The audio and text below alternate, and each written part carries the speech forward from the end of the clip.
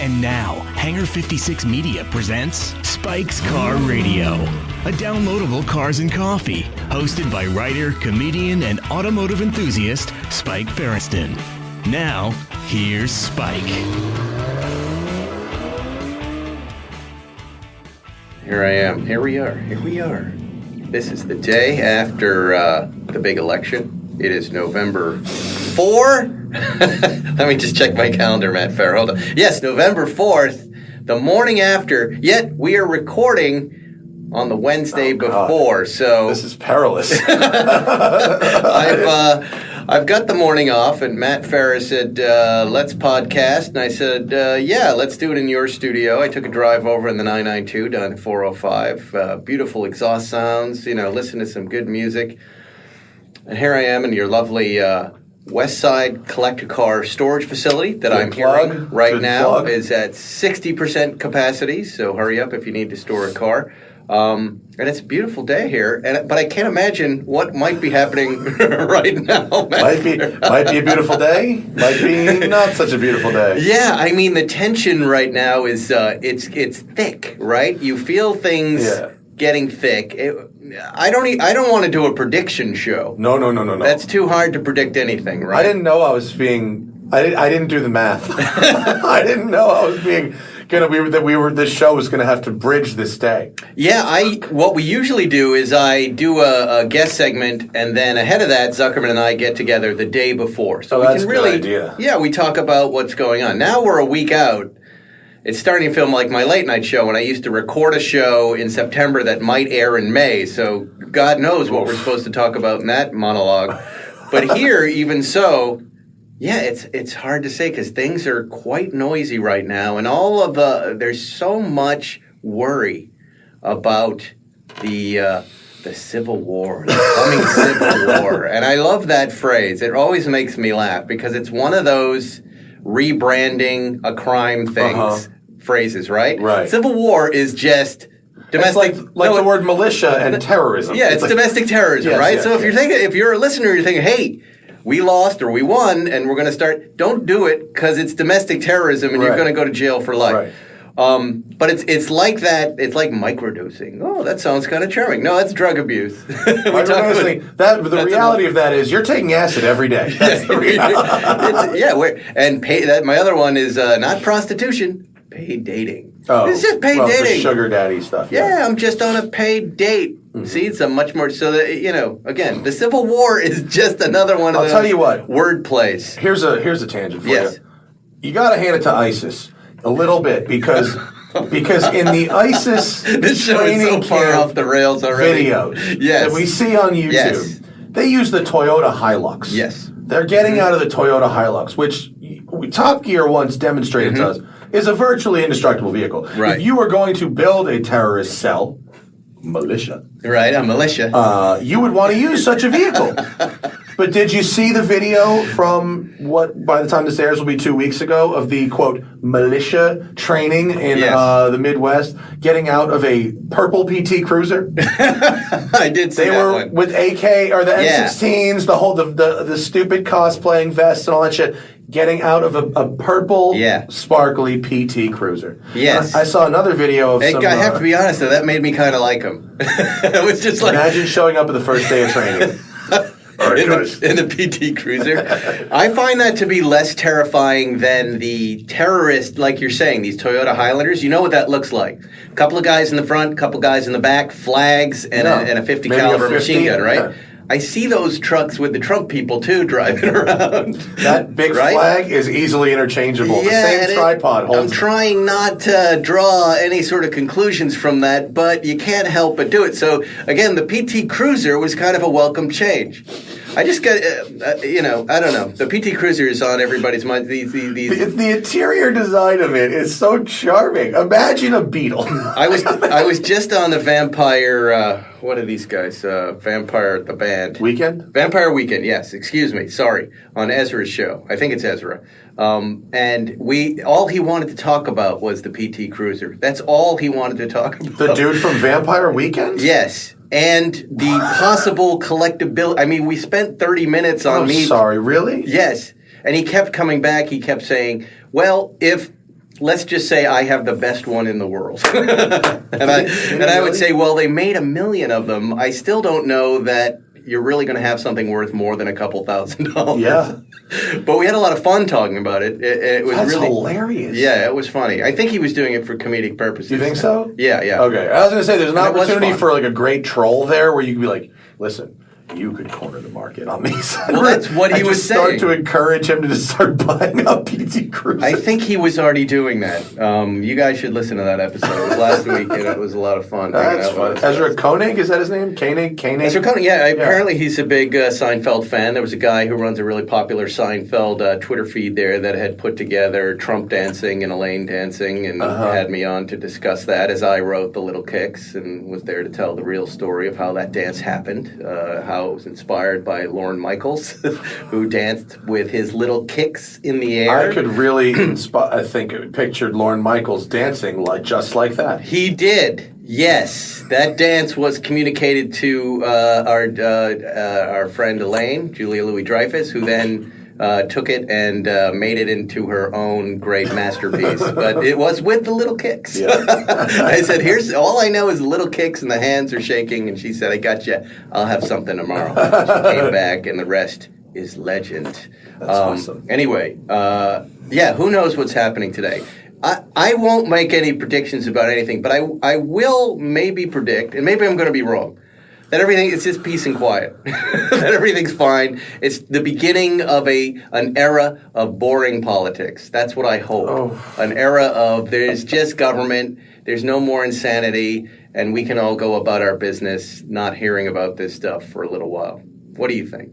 Yeah, I mean, I would like to have a day where I don't start my day with like, oh God, what has this fucking lunatic mobster with a fucking melted dementia brain done today? Yes. You know, and but distraction, as Sarah Kendzior says, or spectacle is a great distraction from malfeasance. So yes. When they start doing crazy things, you got to start looking at what mundane, terrible thing they're doing underneath and getting away with. So when they lift the rock up, it's going to be bad. Let's face it. But I hope the rock gets lifted as usual for the United States. I like to go and look back at history and just. We're just going to be in an endless cycle of madness, and then okay times, and then madness again. Don't you think? We have been, though. I think if you just take forever and ever. I mean, I think who I was thinking about this morning was Carl Reiner, because the Dodgers won the World Series last night, and I texted my friend George Shapiro, who's friendly with Mel Brooks and Carl, and it was a great game. It was great to see the Dodgers finally get it, and he sent back this really cool picture of him and Mel Brooks holding up a pillow with Carl Reiner's face on it, and go, it was a special night for them. But I was thinking about Carl, who I loved. I really loved that guy. He's just like the prototypical comedy writer and great guy. And here he died a few months ago. He would come on my show and just pump me up when I was feeling down about I don't think I can do this, and just go, no, this is great. He did it in front of the audience. We loved Carl Reiner. He was that guy we'd call and go, hey, Andy Dick just dropped out. Can you save us? And he'd be, I'll be right over. He's in his 80s. Yeah. I'll be right over, right? Here he is. Out there, working for the Democrats and trying, to get Trump defeated. And also a Dodger fan. And the poor guy goes out before both things happen, right? Yeah. And I was thinking about, because it's an old man trap. I was just thinking in the larger picture, old men in general decry the state of humanity. Right before they die. They say, you know what, there's no hope for these young, no matter what it is or what's going on. They do, yeah. Most of them, I see them do that. I hear from my old guy friends. They call that acceptance? That's part of my routine, Spike. It's not what I actually believe. Shut up, Jerry. But they decry... These are his words, they mean nothing.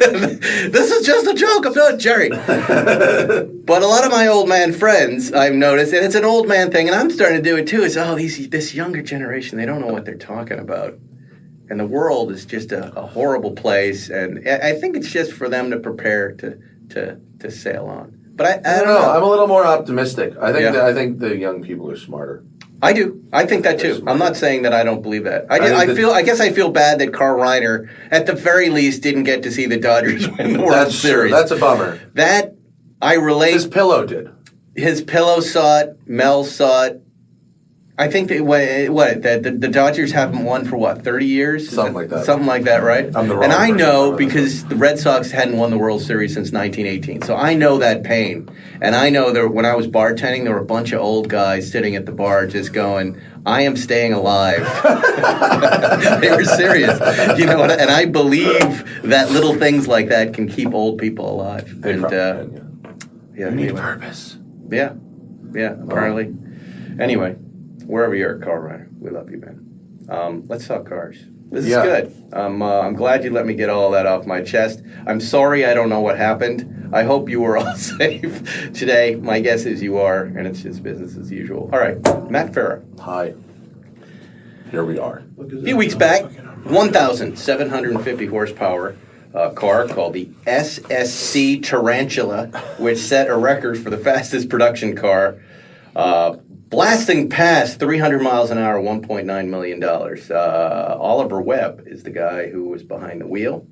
And it passed the previous mark by the Koenigsegg set in 2017. Now, this morning, I opened up my Twitter feed. And I don't know why, you're always at the top of my Twitter feed. And it said, for someone who doesn't have a blue check mark. This is shady as fuck. Here's what happened. What's happening with this right now? So, I'm friends with the dude who designed the car. Okay. Actually drew the thing, not like engineered it, right? Jason Castrioti. He also designed the Ferrari 599. He also designed the Maserati Gran Turismo. Mm-hmm. He designed some other very cool concept cars that got praised but didn't get made, and so he designed this thing too. It's a hypercar. It looks like a hypercar, right? He came on the podcast before the announcement of the speed was made and told us, me and Zach, pre-embargo, as it were, some numbers, 330 miles an hour that sounded pretty fucking crazy, right? Right. But, 1,700 horsepower and, long enough road, all right, makes sense. Is possible, right? Cars get faster, sure, why not? And then it seems, and depending on when this airs, my comments may not even age so well.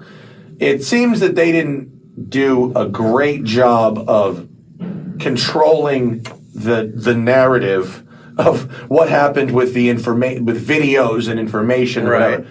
Is this the car company itself doing the test, or was this someone who bought it privately and then decided to do the test? A combination of the two. It was a customer car, a finished production car. Mm-hmm. They went out on the same road that Koenigsegg uses in Nevada, 160 to between Vegas and Pahrump, and did several runs. Okay, some were warm-up runs, 250, 260, 270, and then apparently, according to them, the two-way average of 316, right? 301 one way and 330 the other way. Okay. They say there's data that shows it. Okay, right? They say. Top Gear, BBC Top Gear, is on hand for this record attempt, right? And makes a video. They then air that video, okay?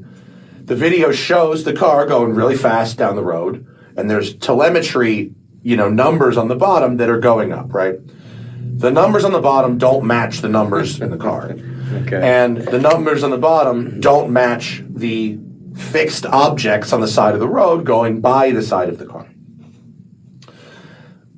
Again, today is the 28th, right? Yes. So I don't know. By the time this airs, this story could be fucking. There's alleged fuckery. It is alleged that this. Who is doing it? Some internet people are trying to reverse engineer the video. Okay. So no one believes that this speed was actually achieved, or some. I'm not saying no one does, but people. But they are saying that the evidence presented. The problem is, here's the problem. The video is being used as evidence, where I don't believe it should be. In my opinion, if I was running a record car, maybe I wouldn't have Top Gear's cameras in the car for the record one. Maybe I'd let them go on one of the practice runs to get their footage, because who the fuck could tell the difference anyway, right? Right. Because a director might just be like, who cares? We'll overlay the actual telemetry and whatever. Mm-hmm. They then release the video, so there's doubt in whatever. So as of today, I think this is a video production fail. I think.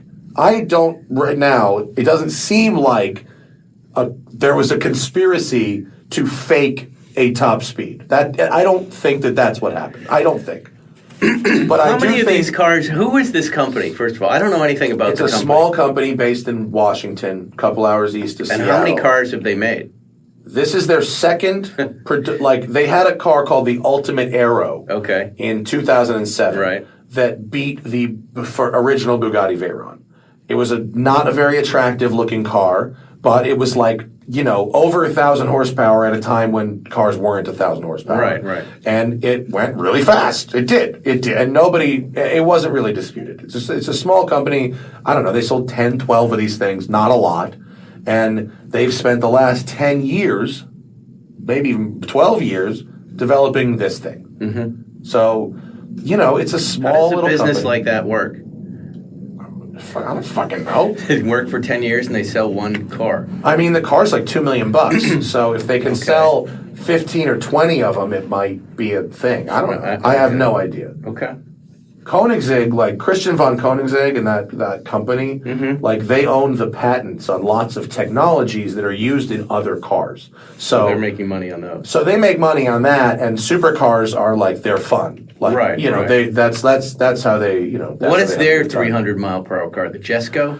Yeah, it's all a version of this. So Koenigsegg makes, it's all about to be two with this Gamera sedan thing, but pretty much it's been a sequence and evolution of one product line further and further, right? That goes back to the CCX cars, and it carries through from the CCX to the Agera, and then the current cars are evolutions of that. It's all kind of one continuous evolution. The Jesco, it's tough to keep track actually. Yeah, I believe is their straight line top speed one, as opposed to their more downforce, kind of Nürburgring handling focus. I like the name. It's the best car name I've heard in 3 or 4 years because it's like Jethro, but Jesco makes it a little more modern. Koenigsegg uses they've gone from alphanumerics to names. Didn't you say if we flew there we could drive those cars whenever we want? Yes, you could. Right. Pretty much. We just have to get ourselves to where? Sweden? To Ängelholm. Ängelholm, which is in southern Sweden. You'd fly to Copenhagen and then drive about 90 minutes north. And then he would let me drive 300 miles an hour. I don't know about... They would let you drive on their runway, which you can go 200 miles an hour easily. Yeah. That's fun. Yeah. I haven't done that since the Carrera. Koenigsegg is an incredible experience that is worth having. Have you been? Yes. That's how I know you can do that. And what car did you drive? Over the Agera R. Yeah? Yes. And did you like it? Yes. What did you notice about speed? Because I noticed things start to happen over 160. This car was the most stable car I have ever driven, bar none. What about wind resistance? This car was so goddamn fast. How fast did you go? 205, something like that. And what is happening? And then when I got to 205, I was told to take my hands off the wheel and stand on the brake pedal. Yeah. And I did that, and the car stayed straight and came to a controlled stop very, very quickly. It was one of the craziest things I've ever experienced. Yeah. Yeah. That car's the real deal. So anyway... That makes me want to put wings on it, just fly around it. So anyway, SSC, as of today... Yes. Maybe they did it. I think they probably did it. But what this whole situation is... Now they have no choice. Now this is all blown up out of control. Yeah. They have no choice but to go do it again. It's the only thing the world is talking about this morning. Now they've got to go do it again. So I hope that they go do it again. But if they do pull that off, which maybe most likely they will, they've now got a lot of attention on it, and I think they have absolutely bungles. This is the uncut gems of press releases.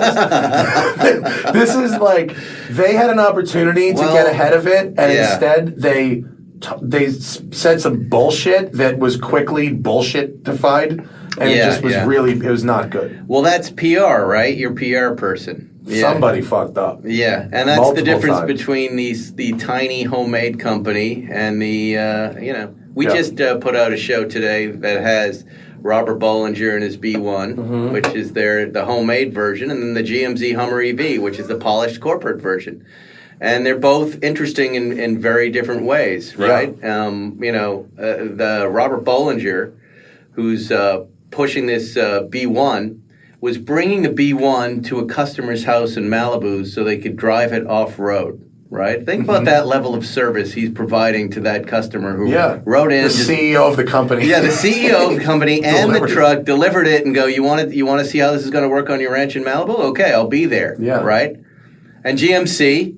Hey, if you want to come to a cattle call to see our GMC Hummer EV, it'll be down at the Barker hangar, and you've got 20 minutes with the West Coast PR direct, Shauna, who's delightful. No one ever called me. I got 0 calls and 0 emails for that. So thanks, GM. Appreciate it. I was one of many, but you see, it's the different level of and they're pros and cons to both of these types of companies, but it doesn't surprise me that the smaller homemade company PR department kind of messed up the words and didn't have the staff to kind of figure that out. But could it be easily rectified? The truck looks cool. I'll give them credit. And the Hummer looks like an interesting piece of hardware. It looks like it could be a good time. It is quite beautiful. I actually like everything about it. Yeah. I just think it's funny, like of course, there's this technology where you don't have to, where it's efficient, right? It's efficient, it's quiet, whatever. Of course, America is going to find a way to build the most powerful, heaviest, most wasteful version, earth-crushing, you know what I mean? Let's go off-roading. What is earth-crushing about it? 8,000-pound off-road vehicle is the most America that has something called, fucking freedom mode or some shit. I mean, crab mode. No, there's a mode that's called, that has the word freedom in it. Right, what happens? It goes, America. It takes you directly to vote for Donald Trump. Yes. It deploys. Your MAGA hat dispenser comes out. Well, I like to off-road. I'm not a Trump supporter. How did they get to? How did those guys co-opt all of that? The whole thing about off-roading is treading lightly. Yeah. So, the heavier a vehicle is off-road, the worse it is for the environment. I don't know. Look, it's cool. I want to smash. I'm sorry to be devil's advocate or to be environment's advocate. But it's about toughness, right? It's about blasting through stuff. In commercials, not in real life. I know. I was looking at their commercial again today and going, how did they get that sand shot? I don't think this thing moves. CGI, yeah. Is that a CGI? Because I did the blasting through the sand in the Land Rover Defender, and it was fun. And I saw how they get the shot. But again, I was like, well, if I can't drive this, that means it probably can't drive. Then how did you get that shot? CGI. You think that's all CGI? I haven't seen this. I don't know what you're talking about. Was there a TV commertional for the Hummer where it drives? Yeah, it was played in the World Series a bunch of times, but it's also on Twitter. Well, either it was CGI, which could be, and there's means to do that. There's a thing called the Black Wing. Have you seen that thing? No. It's literally like a blank car. It's the green screen of cars. I know that. And it can be anything. It can be anything. You bring it out and it's fucking anything. And so that's really cool. It could have been that, or it could have been that in fact the Hummer prototype does drive, but not in a way that you, journalist, customer, television personality, would find any way polished enough. Right. You know what I mean? Someone told me that thing you guys were playing around with in the hangar, that it does drive, but you have to remove the center console, and there's a manual shifter underneath it, and it's not a finished, polished thing, but if you had to drive it, you could. Well, I was asking, these are the questions I was asking. Are these stats going to remain? Is this going to have 350 miles per charge, right? Is this that's just doing math. I think the math adds up. It's if a battery is this big and it's this much and it's this much. But that we've not seen that. What generally happens is, hey, I know we said this, but now the actual numbers are coming in lower. And I know we said it's 0 to 60 at 3.0, but you know what? Now prices, this changed, now it's a little slower. It could be. Right? It could be, but also, especially when you start talking about EVs, it becomes, you start to get a little into the weeds, but it becomes important to talk briefly about the fact that the manufacturer can choose one of a couple of different ways to do their range calculations. Scenarios. Right. Porsche chose one of the more conservative, if not the most conservative options that will result in a lower range EPA rating, right? Tesla took one of the more liberal ones, if not the most liberal, that results in a higher advertised range.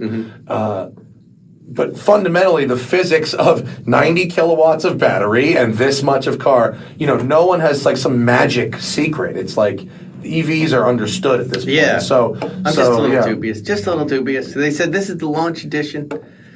And I remember the Gladiator launch edition, how they couldn't sell the launch editions. They sold the other ones first, which the very definition of the launch edition is launch it first. And they just never made it to the dealership, or at least, what are you looking at? What's going on behind me? Just, is there a guy I'm with so a gun? sorry. There's one. I just got distracted by this guy's here. No problem. Whoever. Who is this? Hi. How you guys doing? It was really just about the ones in the warehouse. Yeah, in the garage. Yeah. Westside Car Collector Storage. On the top? There's a guy with a tray. Where the desserts for him. Where the balcony Half is? of them infused with weed. Oh, no. It was really just my concern was seeing the car. It's a control group. Yeah. The one facing the street. Thanks very much. What's that all about? That looks like a nurse that just wheeled up with your medications. I am very sorry for doing that. I'm No, trying to it's do fine. a podcast while running a brick and mortar. It's a little thing. Somebody sent me a picture of you, by the way. What that was about is I am having. You'll notice in the warehouse side of the facility that on the street side there's blinds, so light can get through the windows, but you can't see in. Well, it's only on the ground floor. Well, as it turns out, now that it's getting darker earlier, the second floor, the third floor windows out here, it turns out that in the evening hours you can totally see the fucking cars that are in here. And that's not good? Well, I don't want just people who are walking by across the street to be able to see cars inside. So we're putting... Do you think someone would be able to break in? No, it's not about breaking in. Go to the third story. No, I don't. Pull down that Ferrari. Bro, no. I'm fucking gone. No, I don't. It seems like it would be good advertising to light it up so people can see it. I think it goes counter to my privacy policy to have people sign. Yeah. Do your clients really desire privacy and then drive around in flashy sports cars? No, the truth is no. The truth is I care much more about it more than 98% of the clients. But there are a couple, as usual, there are a couple that are extremely particular about it. Really? Yeah. I mean, that's fine. Dude, we're a business that exists for needy people. Their cars. You can tell us. They have some awesome cars, I'll be honest. But they don't want anybody to know about it. Yeah. Unless, so what do they drive around? They drive around in some sort of a dazzle paint job on the outside of the car, a bag over their head. One of them drove up in a pickup truck with a mural on the back of it. I don't know. No, that's cool. So that's... Here's the picture someone sent me this morning and said, this person had no idea I was even recording with you, but they said, you need to... call Farah and ask him about this. What is this all about? This is you, I guess, with Johnny Lieberman, and you had some sort of... are you asking about what the vape pen is? He was asking about this show. What was going on in this show between you and Johnny Lieberman? It sounded like there was drunken debauchery happening. Listen, Johnny brings over whiskey. That's like the thing that he does. He does. And what happened? He tried to say some things about Tesla that weren't entirely accurate. And I tried to say some things that I thought were more accurate. And you guys got into it? A little bit. What episode of your show is this? Like the one that aired yesterday? Okay, so last week. Yeah, last week for those. Yeah, you go listen to it if you want. Wow. I don't know. So I think the people who spoke to me afterwards say that I won that argument. So, it's fine.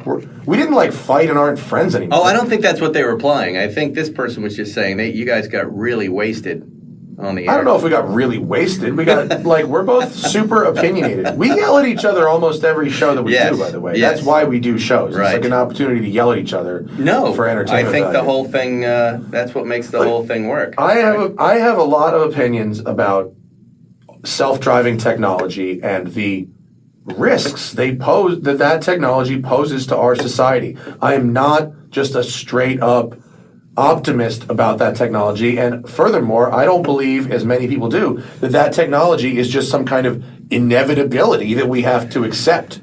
No. Why would it be? Because people think it is. Really? Do you know how many people are like, self-driving cars are the future? Not like, hold the fuck up, son. They're the future if we invest billions, if not trillions of dollars and thousands, if not millions of hours into making it the future. We could absolutely choose a different future. The latest update to Tesla had a funny disclaimer in it, which is make sure your hands are on the wheel when you go around the corner. Yeah. So you're driving down a road, you're making a right turn. Just make sure your hands are on the wheel for that. What they're leaving out is because it might not stop when there's a kid in a crosswalk. Dude, have you ever used those features in Teslas? They're not good. Tesla won't let me near their cars. They are straight up not good. Yeah. They drive like worse than bad teenagers. I've had some close calls in Volvo stuff, trying their stuff. I will tell you that I'm in the 992 on the way down here, okay? I'm on the highway. I pop it in adaptive. Adaptive cruise is different. Yeah, I know, but I don't generally use any of this stuff. But I find more and more, like if I've got a cup of coffee and I'm listening to Howard Stern, I'll pop that on, I'll keep my hand on the wheel, and I'll take my feet off the brake and the throttle. It's a nice position, but I'm still piloting the car, but it's keeping track of stuff. I might look away to do something really quick on the phone, but it's 1 or 2 seconds, right? I like that. I like this interaction between, some automated stuff and me driving. But like you're saying, when it's more than that, I'm tempted to tune out a lot more. And then there have been some dangerous moments with other brands where suddenly the car does something odd. Humans have very good hand-eye coordination. Right? We can see what's coming at us and we can react to it, right? Whether we're on skis, whether we're on a bicycle, whether we're in a car, right? We see what's coming in real time, right? We process this information and we react physically with our hands and our feet, right? And sometimes our whole body if we're on a motorcycle or something, right? What we are not good at, and time and data proves this shit over and over and over, we are not good sitting at a fucking screen, staring at something that once a month, we're going to stand here and it's going to be totally normal 99% of the time. But you don't know when, something's going to happen and you have to be ready to go. We fail at that every time. We lose focus so fast when given the task of just monitoring something that's supposed to run itself all the time. People fall asleep. Security guards falling asleep. They're just looking at monitors of empty mall. You know what I mean? It's like this happens over and over and over again. The person who was paid to monitor that Uber test vehicle in Arizona, her whole job, she was earning a living to monitor this vehicle, and still was like watching her phone. Killed somebody. And the thing ran over somebody. Even if you pay someone to do that job, and I'm not saying that a paid chauffeur couldn't also run someone over, you know what I mean, a paid driver. But fundamentally, in order to, we have to just accept the fact that the in-between here, where we have to be safety monitors, not active participants, that's a messy, messy, messy zone. Messy. Really messy. Like, deaths. So really then how ugly do crashes. you use this Tesla? So say I'm driving home from here. I'm on the 405. I've got to get off, right? Is Tesla telling me to put in my address and it's just going to take me back to where I live? I'm going to pull. I'm going to be on the highway. Yeah. I'm going to move lanes to the right. I'm then going to exit. I'm then going to get up to the street. It's going to take a left on its own. Is that what Tesla is telling me it can do? And then I don't want to say the wrong thing because God forbid I'm not perfectly pure in my facts and my morality. But you understand what I'm saying. It is. They're not saying it's 100%, but they're saying it can. They're saying on the one hand that it can do these things, and on the other hand that you have to watch it because it could fail at any one of them at any time. Right. And oh, by the way, this program is called Full Self-Driving. Right. Yeah.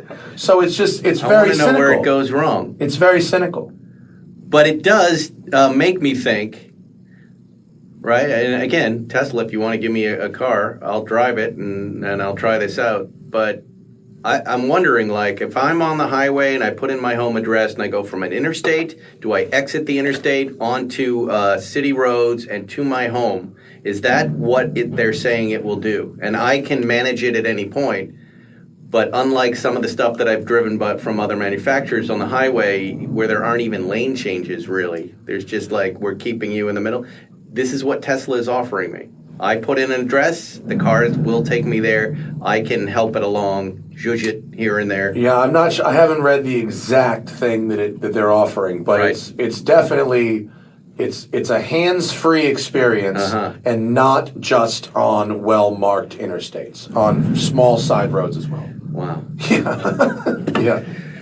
Yeah, because you have to look at the small minds that soak up propaganda and fake COVID data, and you tell it that I'm going to do it. I'll do the whole thing. Of course, they're going to believe it, right? Yeah, people want to believe it because people have invested in it being true already. Right. People are already invested in it. Look what it can do. Theranos, it's Theranos. But I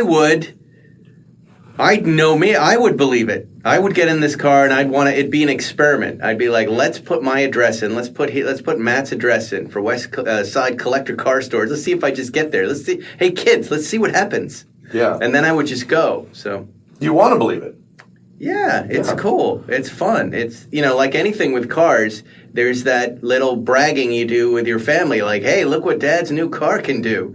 Look at the cool stuff it can do. Watch us careen into a divider and catch fire, and then watch the car catch fire again a week later in storage. All sorts of fun with the Tesla. People are going to be hating us on this episode. I mean, look, whatever. I'm not saying something that isn't. If I say something that's not true, tell me. But it is, But when you're a pioneer and you're doing something different. Right, when the problem is, I know the problem is that you're doing something different. He's marketing with yes, and you're doing it on public roads. Yes, with people that haven't signed up to be your beta testers. And I'm talking about the people who bought the cars. Right. I'm talking about me on my fucking motorcycle right next to you. That's what I'm talking about. It's got to happen. Why? Otherwise, it won't. The circle.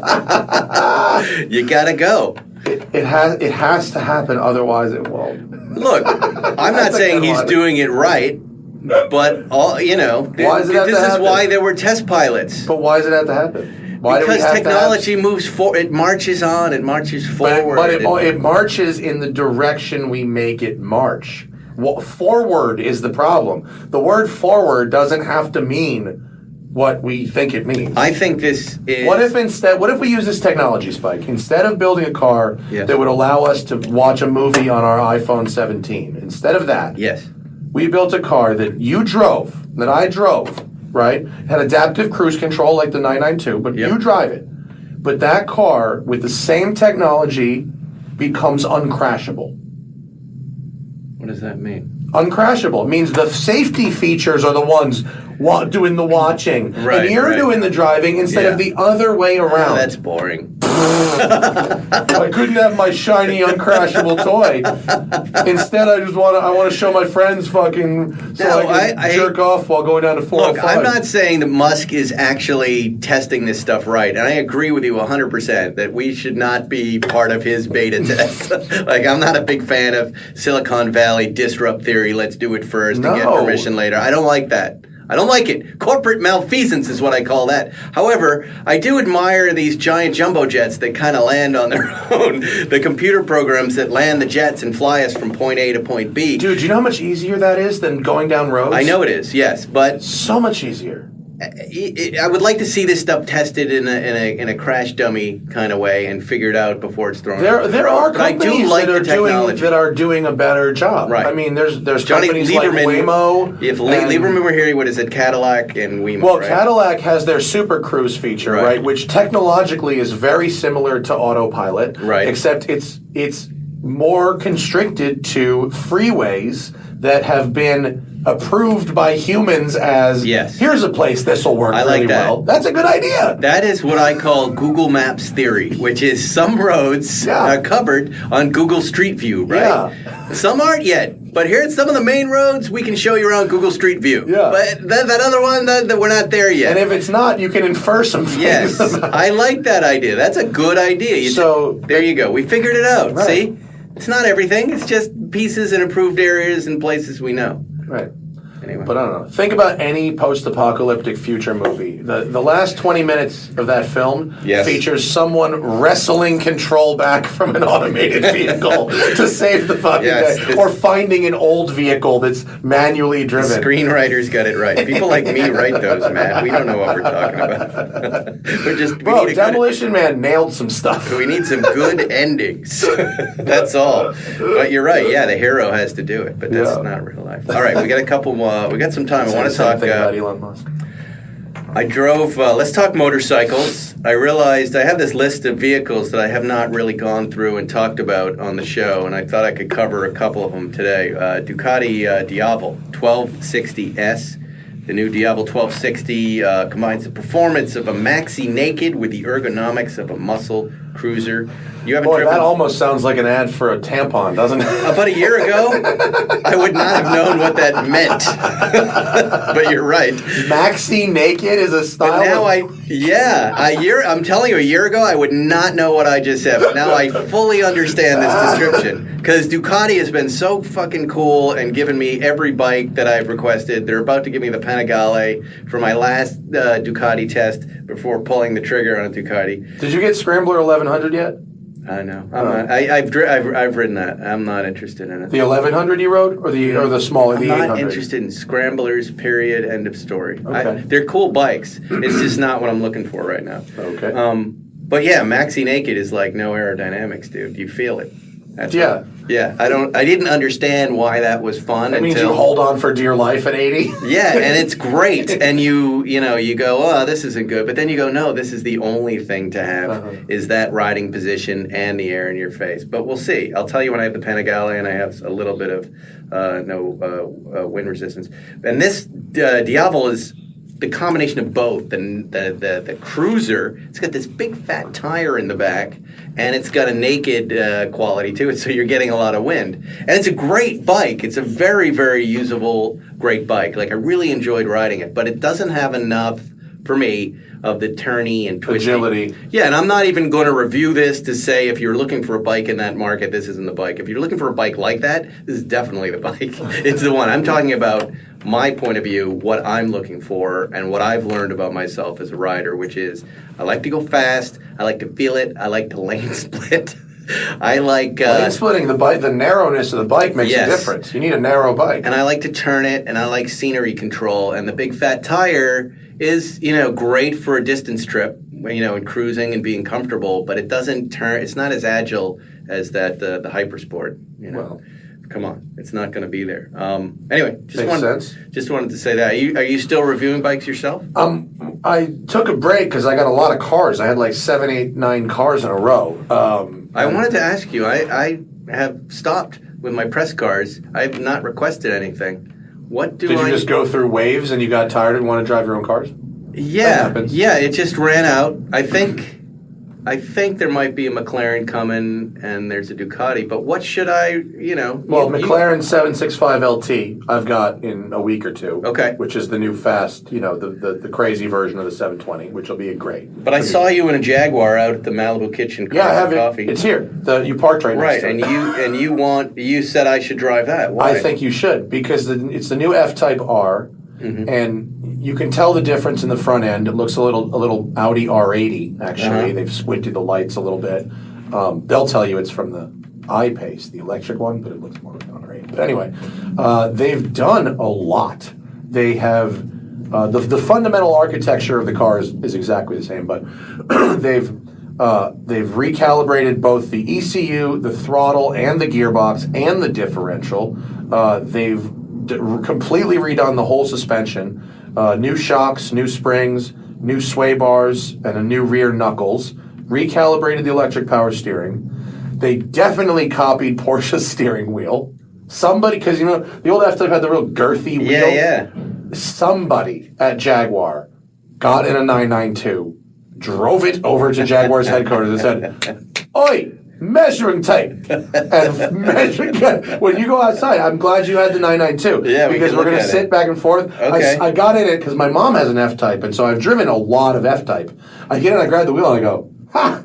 So I just laughed like somebody. Oh, that's interesting. Immediately, I went, "Oh, somebody measured Porsche's steering wheel." Interesting. But I didn't like the R before because everything about it was grabby and stabby and it was so like jerky. You know what I mean? The brakes were so grabby, but the throttle was so instant, and they really wanted to Right. So the long and short of it is, long term, those ragged 2015 cars that were like scary and undrivable, and they had to make them all-wheel drive after that, that's the collectible one. The crazy one is always the collectible one, right. long term. Right. But for driving now, the refinements of the new car, totally different experience, much, much better tool for going fast in the canyons. Wow. And much, much more usable every day because the suspension doesn't beat the shit out of you anymore. It's nice. Yeah. Really nice. I'm really, really What impressed. do they call that color? Oh, I don't know. It's yellowy. It's browny. yellow. It's a special order color. So it's like a launch color. It's like 45. Don't get yellow. British racing green over tan. That's how you do those cars. What about, those F-Types are famous for their exhaust note and their possibly illegally loud exhaust note. What does it sound like? They mostly got rid of the burble tune. So they've done this. They've done the thing that Aston Martin does. So below 3, even in loud mode on the button, isn't loud anymore. It's just a little more tone than quiet mode. So it's when you start it, it starts in quiet mode now. It doesn't do that wake the neighbors. Oh, that's great. Yeah, that's so great. So you can actually start it in your neighborhood, and everyone doesn't think you're an asshole. It's amazing how they figure that stuff out. That is what keeps some guys, older guys with money, from buying these cars. Or spouses just hear it and go, no. Well, it's a legitimate thing. I don't want. After 2 weeks, you're like, well, I don't want to wake up the neighbors. And then now I'm not driving it until noon, and then I'm not driving. Exactly. So it has a quieter start, which is good. And then when you put it into loud mode, you get the full kill sound of the exhaust above 3,500. So 3,500 RPM to 7,500 RPM, or I think it's 72, whatever it is. It's on the full kill mode with a bit less burble tune than before. Right. But if you just throw it in D and you're just driving around the neighborhood, it's very quiet. Like the Velar. Remember the Velar? The Byron Blue? Yep. It's that when it's below 3,500, which you have 500 plus pounds of torque. You're keeping it under 3,500 when you're just cruising around. So it's good. They made really good choices all around. So yes, you should drive it. And I want to drive the new 6-cylinder one and see what that's about too. Right. Because the 6 was my favorite before. What else? What else are you driving that you like? I get a G-Wagon probably by the time we're done with the show. The 550, not the AMG. I wanted, you know why? I wanted to go off-roading. So I got the smaller wheels, off-road spec. I don't know, probably like, I like to go to I like to go to this place called Pioneer Flats. It's up by the Vasquez Rocks off the 14.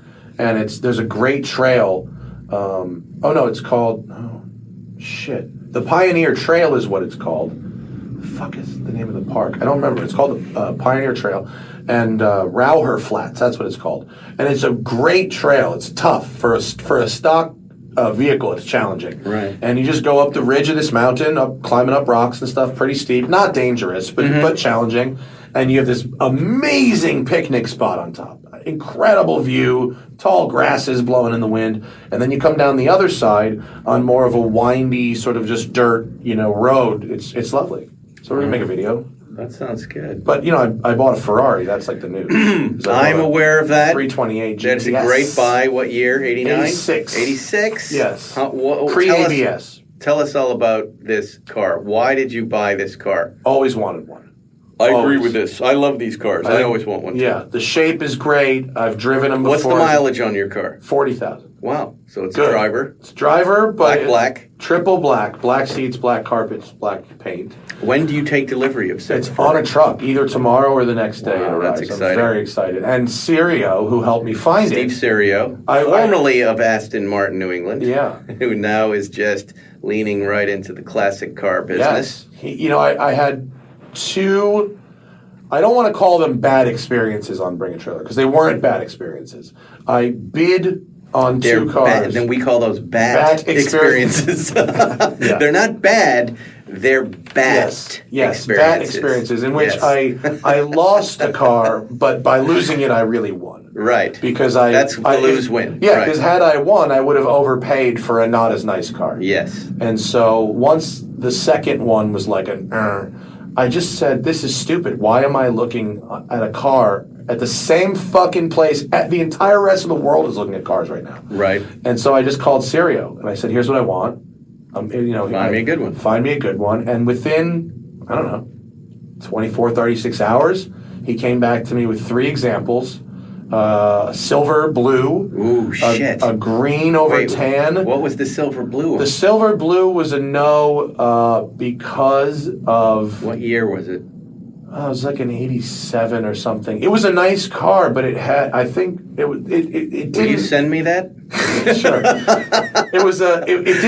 You don't want it. We didn't want it for a reason. Why? I don't remember what it was, but there was a reason we didn't want it. The green one was stunning, but the owner did his own major service. No. I did my own with these forceps. Yeah. I did that, and I got the turkey baster out. It's fully serviced for you. Exactly. No, I this one saved checked out. $35,000 on this service. It was a pants-off. Pants off? It's supposed to be engine out and belts. No, I didn't wear a belt. Yeah, that is weird. Yeah. They're not that hard to service, but... No, I think that's what's great about the 328. Yeah. Is it's one of the most usable Ferraris you can get. Yes. Still, now that I know that, I'll take another one. Yeah, you want to do that service correctly Right. because that's the whole game. Right. Yeah. Yeah, no, if it was like a lifer car, I'm going to keep this thing forever. Yeah, okay, service. You can cut it. I put a new belt on. Look, it's a brand new belt. I got a Gentleman's Warehouse. 2 belts. There they are. Yeah. Buy it. What do they call that green? I don't know what green. It was like it looked like a British racing green kind of. Oh, but yeah. I don't know. The black is awesome. I'm stoked on the black. It's really black nice. is great. Testarossa, black Testarossa is great. Donnie's is the Peterson.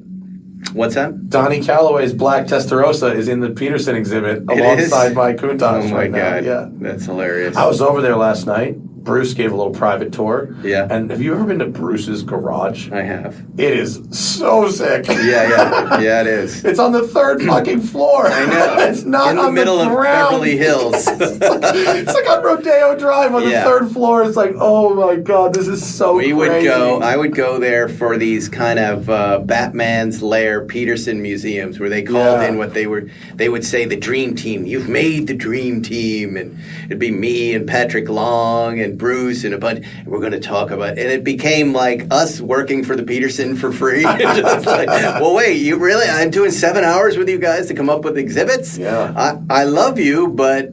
They just wanted some award that's like best car museum in the world. Well, the long and the short of it is they didn't need us. We are a bunch. Jeff Zwart was there, and think about what's happening when you're putting a bunch of us in a room. Yeah, right. Not productivity. Exactly. They know their business well, right, and their staff knows their business well, and we're just there throwing crazy idea. What about we would I would legitimately, if I were doing it again this week, go in and go, you need to do ISIS trucks with live 50 caliber. Think of how cool that would be. So but it was always super fun to be with Bruce and the gang, and he'd throw this great lunch, and then we'd go around, he'd show us a few more of the cars, the wall of motorcycles that's he has ridiculous. up there. And I'm jaded, he was giving a tour to some folks that hadn't been around before. And I know what all his cars are. I've seen them and I've talked to him, and so I'm impressed, but I'm not every time like, oh, Yeah. But there are this is a Shelby Cobra. Is it real? Yes, and it's the first one ever.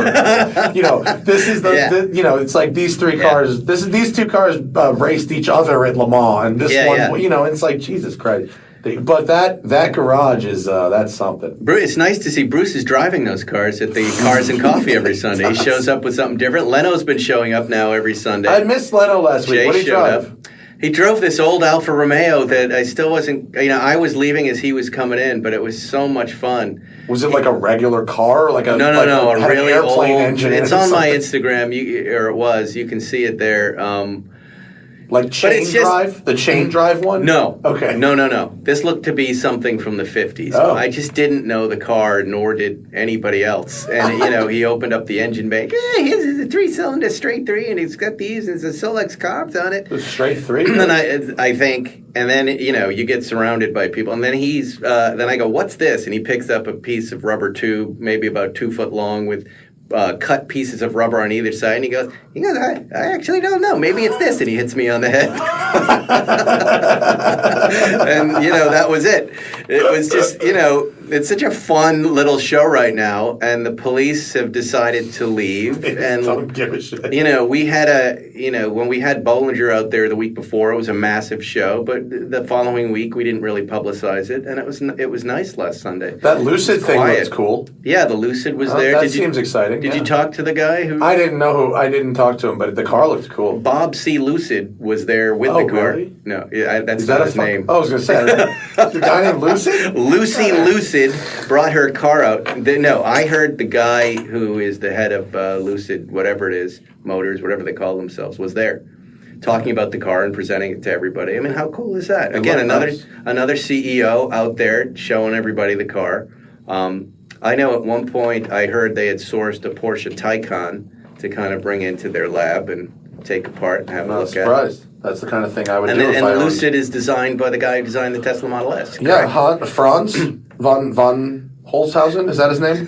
I'm pretty sure that's his name. Hello, Franz. I think that's his name. I thought it looked pretty neat.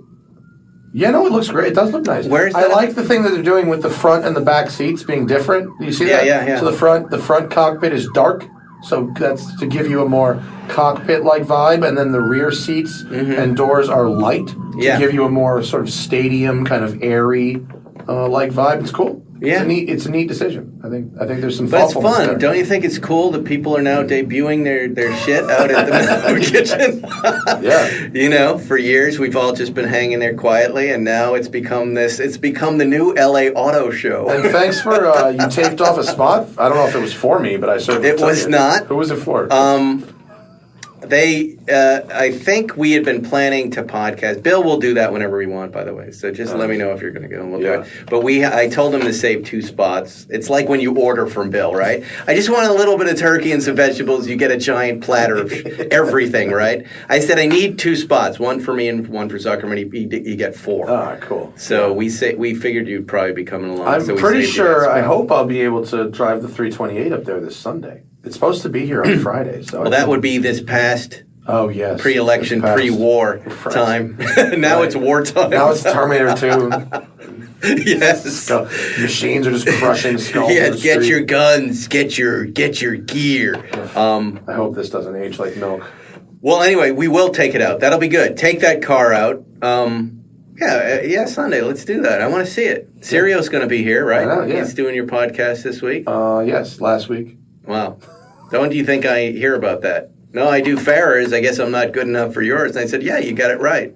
That's hilarious. We love busting Serio's balls. That's hilarious. But he is the guy when it comes to finding and buying and selling cars. Yeah. I sell cars through him all the time. He is the guy who helped me sell 8-Ball years ago. I remember this. And we did okay.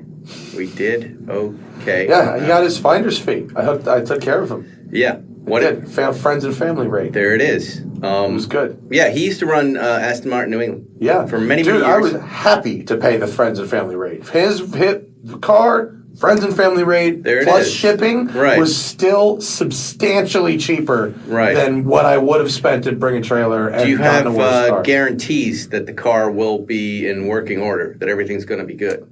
No. Who vetted that car for you?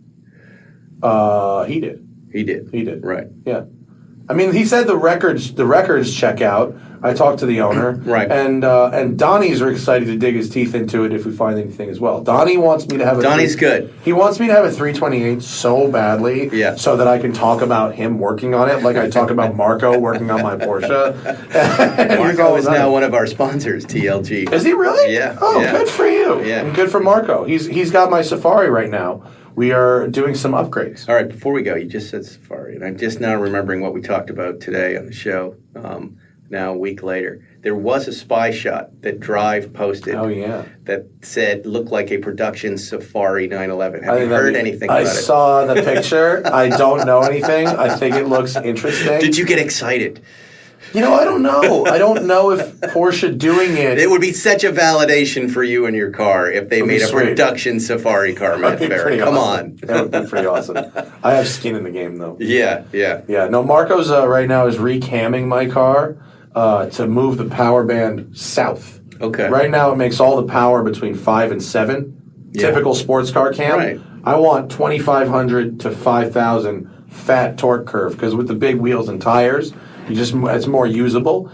And the clutch that they used in the build, the original, that Lee put in the Safari build, is like a race car clutch. It's like a clutch that is designed so that you could clutch kick it over and over and over, and it will take it. And that's not how I drive the car, and my knees hurt.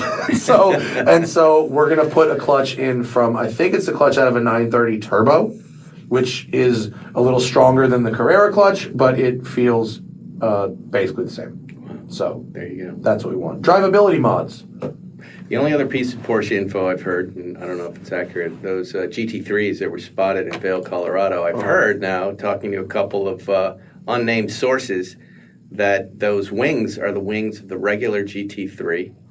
The crazy wing is? The crazy wing is coming on the regular GT3, Oh, and wow.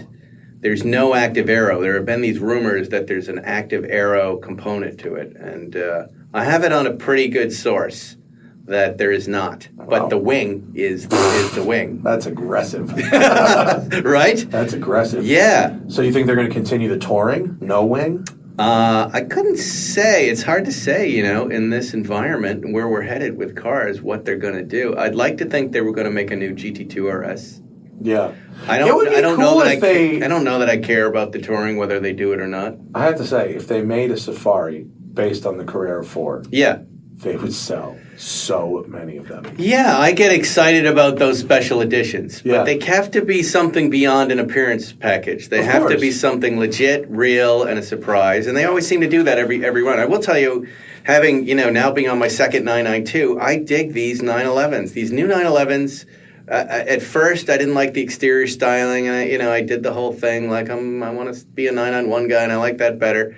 But as I drove the 992, I am super excited about this whole line of 911. Yeah, they're great. It's all about how you paint the back end too. If you do the black or the painted, but the whatever. way they drive, I've never taken to a new 911 series like this.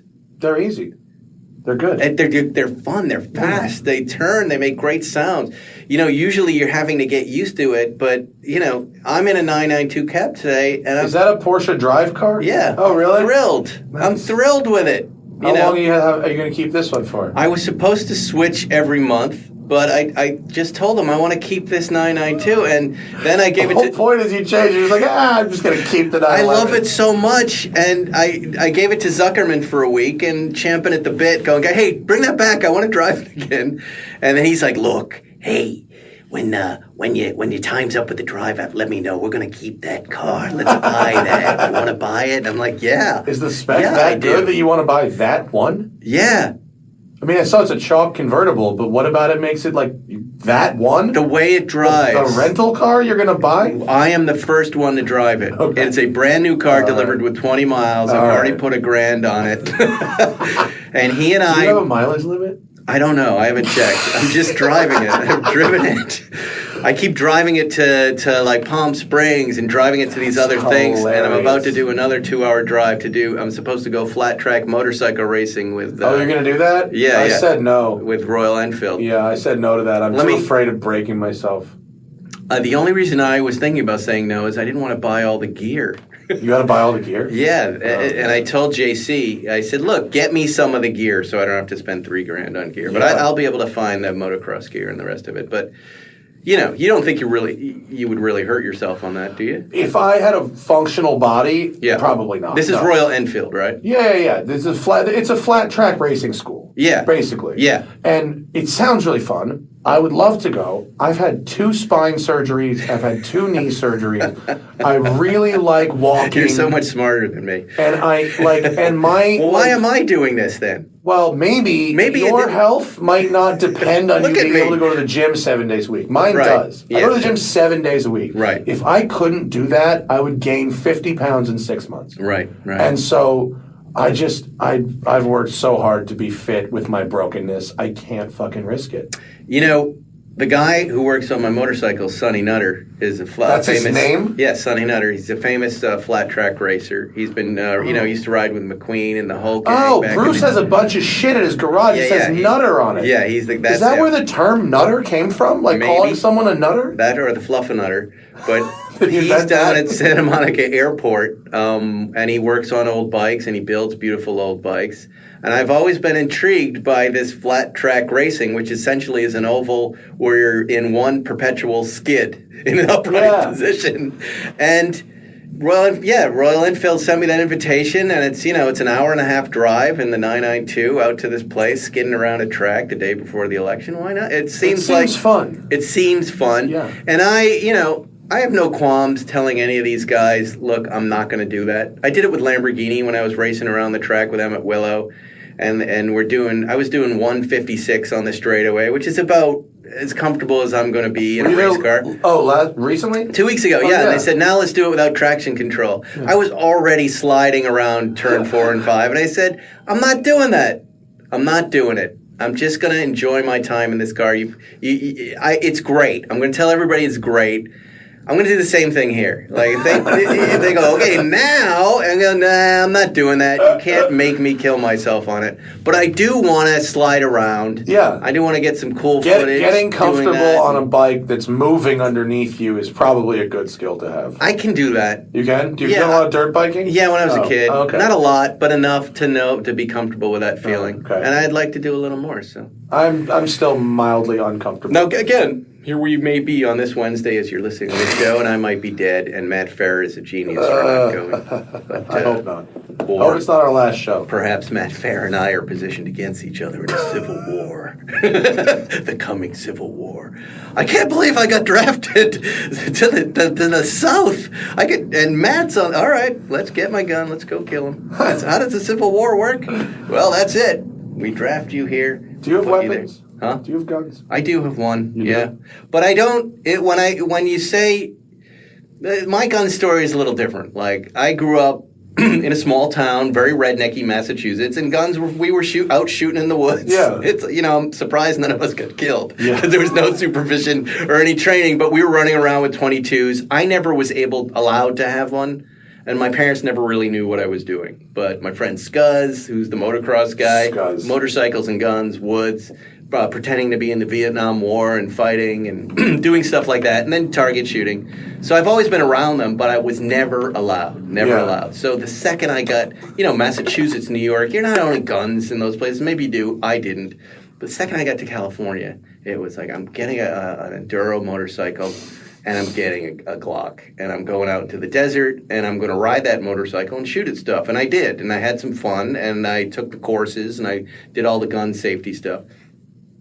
Flash forward to kids, that gun got locked away, right? Yeah. It's just, I haven't really visited that gun since that moment. So I am a gun owner that doesn't... Technically, that has not used his gun for at least 10 years. It's, it's not in my home. It's locked up far away from where I live. Yeah. And in fact, if someone wanted to buy it, I would sell it to them. So that's the type of gun owner I am. Yeah, right? so, Does that make sense? Yeah, technical gun owner. Yeah, I've done, here's what I don't like about guns. They're dirty. Like, I don't like that I have to clean them, and my hands get all gunpowdery after. Yeah. But like, you wear it home with you a little bit. If you were to say to me, hey, let's take a Land Rover Defender out to the desert, down to the Imperial Dunes, on that road where there's that shooting gallery, and I've got a bucket of cans, do you want to get your gun out? I'd say, fuck yeah, let's do that. That would be the fun. art of shooting at stuff Yeah. is understated. And I put a little laser sight under the barrel installed there, so you can just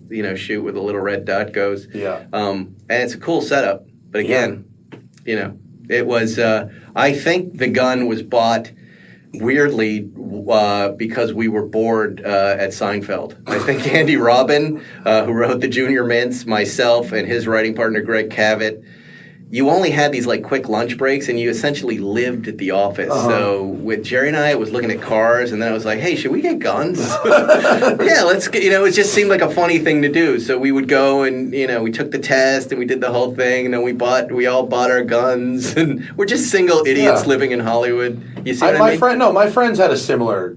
Let's all go buy guns. But it becomes a little bit of an anchor later on when you have a family. You're like, what am I doing this for? I don't need it for self-defense, nor do I want it for self-defense. Well, I know people that won't leave their fucking house without a gun. They're scared of the world. Yeah. And meanwhile, I live in Venice where there's murders every fucking day. Yeah. There's stabbings every day. The helicopters are always going. And forget about me. No one's fucking with me. But my wife is 5'2". Yeah. 110 pounds. Yes.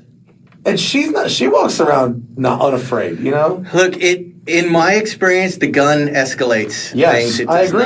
More often than not, it escalates the issue, right? It escalates. Secondly, in my experience, I've had a gun aimed at me. I've been robbed at gunpoint in New York, and everything was fine. Here, take the money. It all went away. I've been robbed at knife point. It's on a Sunday afternoon in an arcade. Here you go. Here's your $10. You're gone. You see what I mean?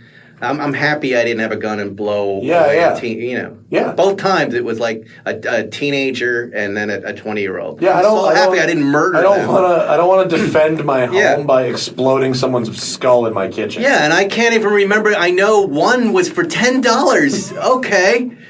I'm happy to pay you $10 so for the rest of my life I don't have to think about that I killed another human being, right?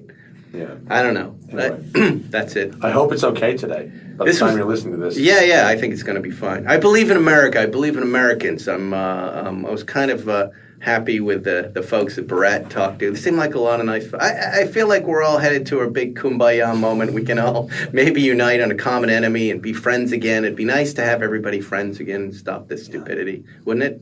What we need is a common foreign enemy. Exactly. We need to declare war.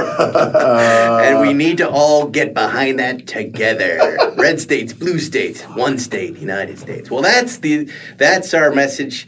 I hope you've enjoyed our election show. Our pre-post-election Thank you, coverage. Matt Farah, for doing this. This has been fun. Yeah, Different kind of show than we've done. my place. If you guys are interested in storing cars, you want to go to Westside Collector Car Storage here in Los Angeles. WCCS.com. Go there. It's quite an operation. It's a very cool hang as well. One might even say it is the Soho House of car collecting storage place. To even call it just storage it's more of a club. It is. It is. Do you have COVID testing when people come in? How do you handle that part? We have the little thing. The little gun. Oh, you do? The little gun? How frequently do you get tested? Well, I don't know.